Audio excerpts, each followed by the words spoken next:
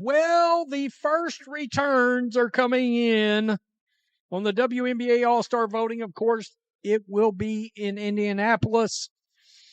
And as you can imagine, Caitlin Clark is leading the All-Star vote.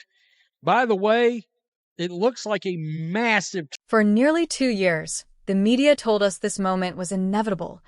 Angel Reese as the face of the WNBA, the next undeniable superstar, the player fans were supposedly lining up to see. But this week, the fans spoke, and their message was loud, clear, and impossible to ignore. Honest. Second straight year that Clark has led the fan voting. She was second in early returns in fan voting in 2024, but jumped to first with around 700,000 total votes by the end of the period.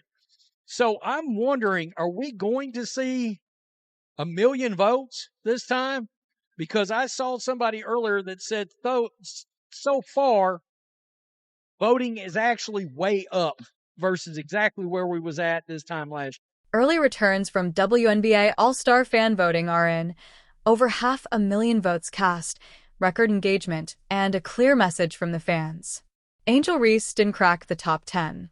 Meanwhile, Caitlin Clark surged past 516,000 fan votes, dominating the field for the second straight year. This wasn't a fluke, and it wasn't voter apathy. It was fans actively making a choice and rejecting the narrative they'd been sold. This myth in the WNBA dump has officially been exposed. The myth of all myths, the deception of deception. For the better part of 2 years, maybe even 3 years, the mainstream media has been trying to convince us that Angel Reese is a huge star. To understand why this matters, you have to rewind, because Angel Reese wasn't just promoted, she was elevated. Major outlets like Forbes publicly framed her alongside Aya Wilson as a driver of the league's growth. Television segments positioned her as a cultural icon, not just a basketball player. Sponsors followed. Commercials followed. The branding machine went all in. Some in the media even do investigative journalism and claim that Angel Reese is the face of the WNBA because she leads the league in followers on social media, along with missed layups and a complete lack of athleticism. Of course, the vast majority of her followers are bots and lonely men, most of which are not buying tickets or watching her games on television because they can't afford the 5 pesos a month to watch the Chicago Bravado on WNBA League Pass. Reese didn't shy away from the moment. She embraced it.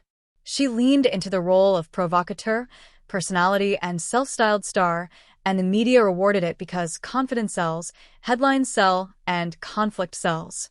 People are talking about women's basketball, but you never would think that we'd be talking about women's basketball. People are pulling up to games. We got celebrities coming to games, sold out arenas. I know I'll go down in history. I'll look back in 20 years and be like, yeah, the reason why we watching women's basketball is not just because of one person. It's because of... But no narrative exists in isolation.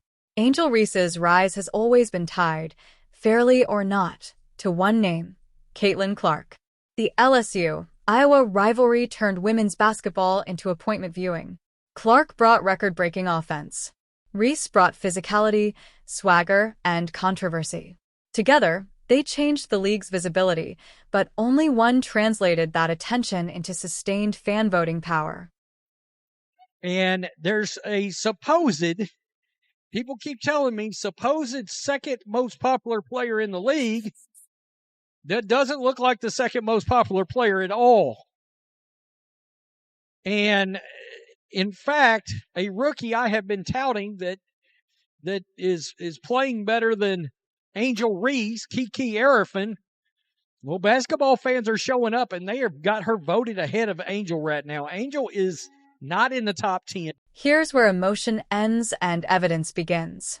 Through the early part of the season, Reese is posting elite rebounding numbers among the best in the league, and that part is real, and it matters.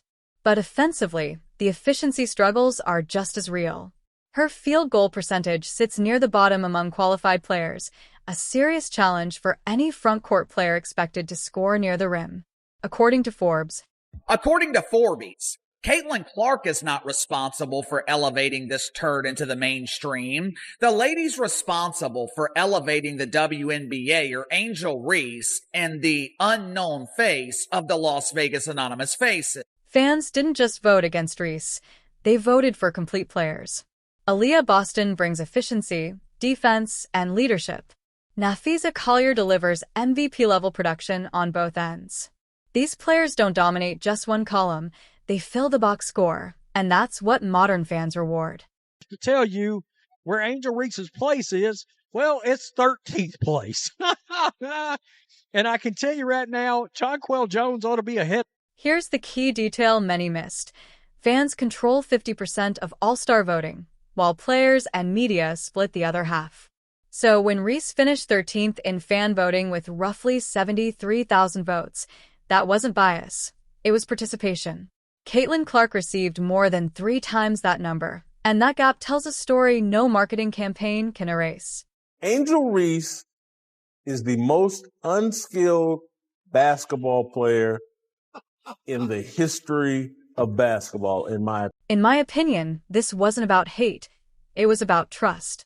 When fans feel a star is being declared instead of developed, they push back. They watch the games. They notice efficiency. They notice impact. And when hype feels forced, fans respond by voting with silence. There's obviously no way Angel can compare to Caitlin Clark as a shooter or a passer. And there is no way Angel can live up to her dynamic social media / podcast presence as a shooter or a passer or even a shot blocker.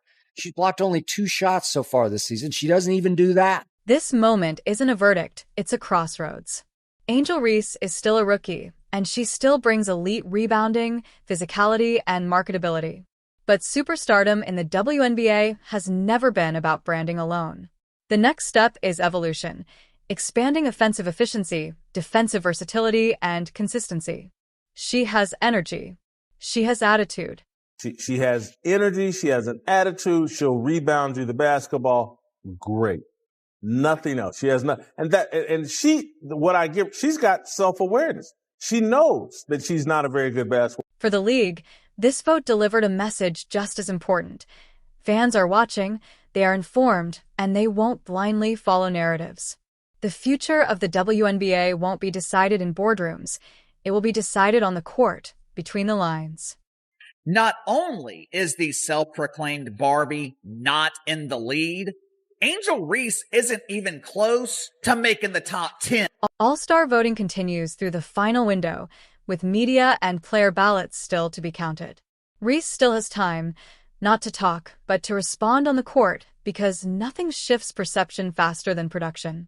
7, 8, 9 on the list are Kelsey Mitchell, Sabrina Ionescu, and Lexington Hull. The following 3 are Kiki Ariafin, Kelsey the Plumber, and Satu Sabali?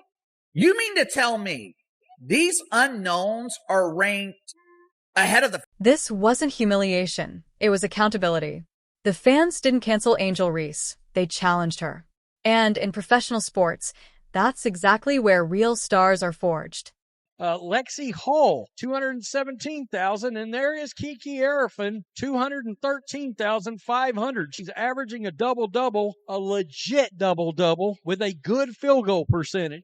Angel Reese, well, wait a minute. I thought it was about you too. Everybody's watching because of me too, except everybody's not watching because of you too. I mean, guys, if the ratings ain't enough and the attendance ain't enough and what happened at LSU ain't enough and all this other stuff ain't enough to tell you where Angel Reese's place is, well, it's 13th place.